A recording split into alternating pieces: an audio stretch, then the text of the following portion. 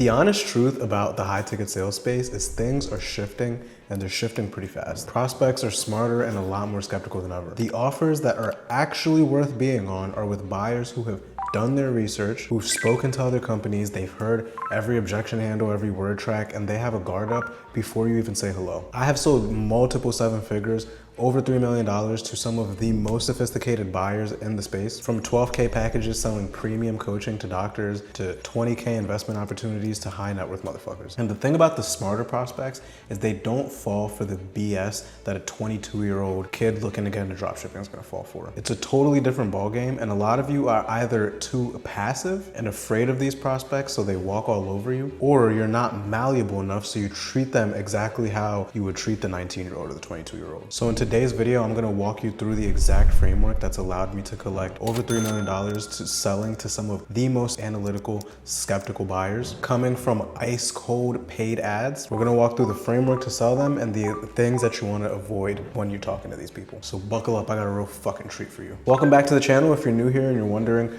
who is this handsome young man with dreads and tattoos and what does he know about high ticket sales? My name's Nick. I've sold over $3 million. I've already said that twice, my third time saying it. I gotta keep reminding you motherfuckers I know what I'm doing. I've helped countless others do the same, like D'Aven, who just had a 26K month selling trading algorithms to people worth millions and millions of dollars.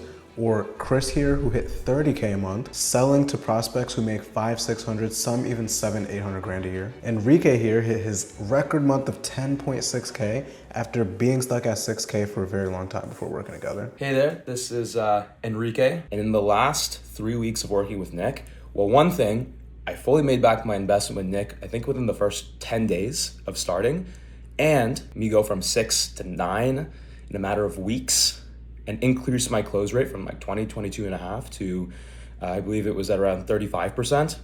Crazy. Alex, 10K as a setter, you get the point. We do this over here. I take on an additional 5 new clients every month. So if you know that you are leaving money on the table, or maybe the offer that you're selling on is shitty and you need a new home, but in order to get a new home, the skill set has to match it. I help with both of those things. So if that's you, hit the link in the description. I will help you find your place on the right offer and train you up to actually last on that offer. So hit the link, apply to speak to me. We'll see if it makes sense. Otherwise, let's dive in. So we're gonna go through each stage of the sales call and how it's different when you're selling to more sophisticated people. But before we do, there's 3 fundamental things that you have to understand here. When you're selling to smart, rich, successful people, number 1 is you want to be very direct and concise with your questions. Sophisticated people prefer saving time. You wanna cut out all the fluffy bullshit. Number 2 is every single thing that you ask has to check a logical box in their head. Think about it this way. Let's say you have 2 different friends, okay? With friend 1, you're like, holy shit, you spend time with them, you're like, holy shit, time just feels like it's flying. How's it already been hours and hours? I feel like I'm getting smarter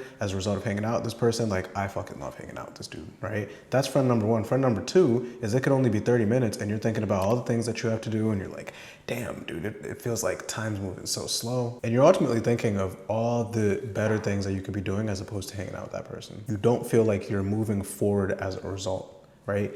On a sales call with anyone really, but especially a sophisticated prospect, you never want to be friend number 2. Always want to be friend number 1. And so when you're asking your questions, they have to feel like they're actually going somewhere, okay? Number 3 is you want to first go logical and understand their literal logical problem in their situation and then go emotional. You never want to go emotional too early because then you're going to piss them off and then the whole call is fucked, right? You want to avoid that. So now that you understand the foundation, we're going to walk through the framework of each stage of the call and how you tailor it to a sophisticated market. So the first step is the frame, right? You don't want to completely skip the frame, but you also want to be pretty careful with it. You don't want to sound super robotic, but you don't want to set this hard ass frame saying shit like, I'm looking for a yes or a no today, right? But you still want to have status, right? You still want to remind them they're on your calendar and that the call is gonna go how you fucking say, subtly. So the way I like to do it is, let's say you're selling lead gen, right? Say you're selling lead gen to contractors who are making 2 million a year plus or $1 million a year plus, okay? Hey name,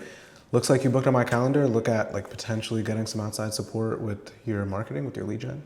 Yeah, cool. I like to keep these calls pretty laid back, pretty chill. Like we're just gonna have a conversation, understand what's going on with your marketing now versus where you wanna be.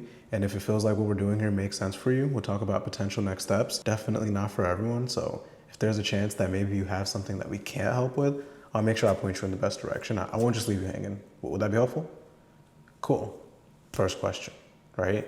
It's authoritative. It's letting them know how the call is going to go, putting them in a decision-making state, but it's not super passive, and it's also not setting a hard-ass frame that raises their guard. Their guard that's already fucking high raises it higher, right? Very neutral. So then from the frame, then we go into the problem, right? Understanding where they are versus where they want to be. I'm sure you've probably heard, no problem, no sale. And while that is true, you have to be very strategic when it comes to the problem finding with the more sophisticated buyer. Now, part of what I said earlier is the problem with a lot of you is you are either too passive and then you very quickly breeze past a lot of the things they say because you're fucking scared of the prospect because they're sophisticated, or you try to ask them the same shit everyone's asked them. If you think back to number 3, you want to get logical before emotional, and so this is where that's most relevant. You can't get super emotional before you've earned it. You also can't just skip the emotion because it's part of the buying puzzle, right? So let's go back to the example I gave of your selling lead gen. You first want to find out their actual fucking marketing data and see where the real problem is and like what is the fucking bottleneck of this business. You want to find out how much is he spending in marketing, how many leads is he getting, how many are qualified, how many of them are turning into jobs, how much cash is being collected, and then you can find the hole there, right? Maybe their cost per lead is too high. Maybe they're not getting that many qualified leads. Like whatever, like that's your job to find out what is the actual bottleneck based on the data there and find out what is actually fucking his business and put it on a silver platform. And then after you find the problem of maybe inconsistency or lead quality or whatever it may be, then you can get emotional. Then we can talk about the personal effects. You don't want to start with that shit though, right? It makes no sense. When I was selling premium coaching to doctors, one of the biggest things that they would struggle with is charting. And before I fully understood this concept I'm communicating to you, the problem with them is that they would spend too much time charting, and then that would take away from time with their family, and then their fucking kids wouldn't like them, and their husband wouldn't like them, and yada, yada, yada, right?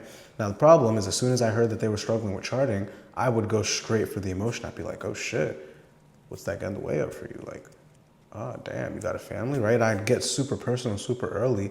And it worked for the most part, but there were still a good amount of deals that were not being closed. And there would be a lot of resistance early on until I found out why are they not able to get their charts done at work? Why do they even take them home in the first place? It's because they weren't able to do it with the patient in the room in the visit.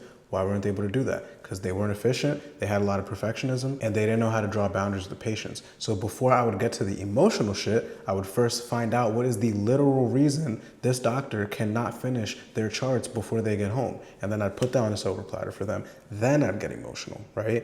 And so with the lead gen example I'm giving you earlier, after you found the problem and the thing that's fucking their business, let's say it's like inconsistent lead quality, then you can get personal, right? Maybe as a result of that, he's not able to give his workers consistent jobs and he's watching them not able to provide for their families as much as they'd like. Maybe he's having to pull out cash reserves month to month to be able to cover expenses. Maybe his turnover rate is high as fuck and he's constantly wondering if he's gonna have to continue rehiring new crew members, right? You get the picture. Point is, you wouldn't have gotten here if you didn't start with the logical questions. Moving on. The next part of the call is what's called ethical gaslighting, right? This is where shit gets fun because now you have context around the problem, the logical and the emotional problem. And so now we can challenge them on not doing enough to solve the problem. This is where you earn a lot of authority. You can only challenge them because you have earned the right to, and high-level prospects, they respect this shit a lot. Very oftentimes, these people are not getting challenged by anybody. So you're ultimately here gonna ask them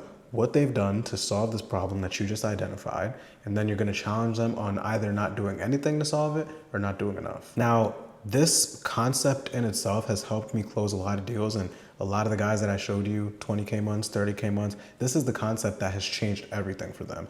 This in itself could be a whole video. In fact, I have an entire course on ethical gaslighting itself, and it's completely free. So if you want that, comment the word chill in the comments down below and put your Instagram name, and then I will personally DM it to you. Next part is heaven's solution, whatever you want to call it. Now we're talking about success. Again, this is another area that you could potentially fuck the sale if you don't know what you're doing. You have to be careful here because it's really easy to sound cheesy. Oh, okay, like, what would that do for you, like, personally, right? You want to stay away from shit like that because this is where their guard could come right back up. The key here is everything has to be contextual. You're ultimately taking the problems and then you're flipping them on their head. And so just riding off of the lead gen example that we've been using, a way to phrase it is, okay, and let's say you actually were getting the consistency in lead quality or lead flow, right? Whatever you found was fucking their business. Let's say you solved that problem. Besides the obvious, what would that actually allow for you to be able to do within the business? Context around the problem that you're solving, which is the problem you identified earlier. You're saying besides the obvious, because we want to be able to rip away bullshit ass answers like, oh, I'll just make more money. No fucking shit. You want to be able to rip shit like that away. And you're asking what would that allow for the business, right? Or if you're selling something to teach people how to make more money, or like an investment opportunity to rich motherfuckers, you can phrase it in a way of, okay, and besides just like having a bigger bank account, like what does you having X amount of returns, what does that actually provide for you? What does that actually allow for, right? For some, maybe it's early retirement, whatever. Context, contextual to whatever the fuck you were talking about earlier. That way, it doesn't sound like you're just asking another scripted, robotic ass question. Now from there, we move on to what we call hell. Them looking at the possibility of nothing changing. Now the key here is you want to bring it back to whatever it is you challenged them on earlier, right? So maybe they weren't being proactive in solving this problem. Maybe they have a fucked up relationship with money. Maybe they said they didn't have the time. Like whatever excuse they gave you that you challenged them in ethical gaslighting, and you're going to learn ethical gaslighting because you're going to comment your Instagram down below and you're going to comment the word chill so I can DM it to you. So once you learn that shit and you use it and then you challenge them, now here, you're gonna ask them, well, what happens if we continue to allow this thing that we identified that's held you back, that's held your business back, continue to hold you and your business back, and we don't actually do anything to solve it, right? Have you considered that? Or what are the consequences of that? Or what happens if we don't get resourceful, we continue to rely on word of mouth as your lead source another 6 months from now? Right? What happens then if we don't take our lead generation into our own hands? Now, here's the thing. These people typically have high egos. So more likely than not, they will deflect the question. Prepare for that. It's all good though. I'm gonna get you right. They may say something like, oh, that's not an option. Oh, I'm definitely gonna figure this out. Oh, I'm definitely not gonna let that happen again. Subconsciously, this is a shit test. They're shit testing you. They are seeing if you are the type of person who is going to take their bullshit or if you're going to keep them accountable. Honestly, testing and gauging how much they're going to respect you. So if they try some shit like that with me, I'd be like, okay. And I'm not like questioning your motivation here. Like respectfully, man, when it comes to problem, right? When it comes to solving your lead gen, or for the doctors, when it comes to getting the support so that you can get better at your chart, so you can spend more time with your family, whatever the fucking problem is, when it comes to problem, it's been the case for XYZ amount of time. It's been the case for 3 years. And like we identified earlier, we haven't been proactive in solving it. So what happens if we continue allowing that and we don't get proactive? Another 6 months, another year from now, what are the consequences then? And you need to have the same energy I'm having right now. I'm assertive, I'm direct. And this is also after you've earned the right to say shit like this and to be this direct. I have a whole video on this channel about this. We'll make sure we put it in the description for you on how to really consequence a motherfucker. And then we got the pitch. The pitch is very simple. I personally am a fan of the 3-pillar pitch in this format that I'm about to tell you. We start with the problem they mentioned, your solution, and how you're gonna solve that problem, and then a testimonial of someone who went through the exact same thing and how they were able to solve it. So I'll give you an example. So the first part is, you know how you're saying you've been having poor lead quality, which has been leading to inconsistency in revenue? The first thing we're gonna do is audit your entire account. Copy, ad creatives, targeting.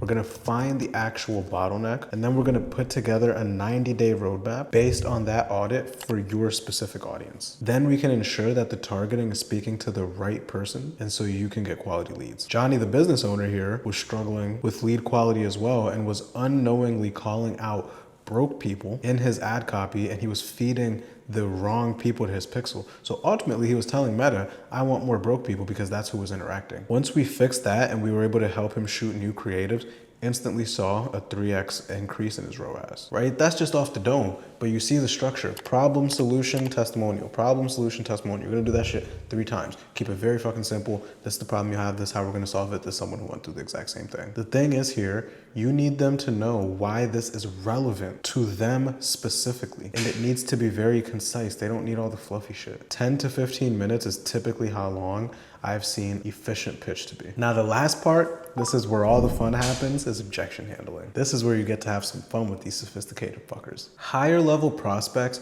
will have the fanciest reasons to not move forward, and you need to be able to call that shit out You cannot fall for their BS. They're very, very slippery. Oh, I need to do my due diligence. Oh, I need to speak to 3 companies before making a decision. Don't be afraid to call this gay shit out. Now, this in itself, again, could be a whole video in itself. But what I'll say here about objection handling is A, you need to have endurance and you need to be willing to stay in that ring and continue to call their bullshit out and loop with them. And B, this is why challenging them earlier on in discovery is so important, because then you have the leverage from that to be able to bring into here. Otherwise, you're just fucking arguing with them with no leg to stand on. So again, if you want my full breakdown on being able to pre-handle and handle objections, broken down live calls of the theory plus the application. Y'all seem to love the live call shit, so I have a whole course on it for free. Comment the word chill down below in the comments along with your Instagram. I will personally DM you. I will send that shit through. So now you have the full framework that you can copy and paste to be able to close sophisticated high-level prospects without sounding retarded. You understand the 3 principles that you need to know, which is being very direct and concise and cutting out the fluff. Number 2 is everything that you ask has to check a logical box in their head. And then number 3 is to start logically and then get emotional, in addition to everything else that I said about the sales process itself. So if you want to be like D'Aven hitting 26K a month, or you want to be like Chris hitting 30K a month, both selling to sophisticated audiences, or you want to be like Enrique, who hit 2 back-to-back record-breaking months since working together. Hey there, this is Enrique. Me go from 6 to 9 in a matter of weeks and increase my close rate from like 22.5 to I believe it was at around 35%. Crazy. Or Alex, who made 10K a month as a setter consistently. Hit the link in the description down below. I will help you find your place on the right offer and then equip you with the skills to actually last on that offer. So if you're ready to level up, hit the link below. We'll talk soon. If not, as always, make sure you like, comment, subscribe. I'll see you in the next one. Peace.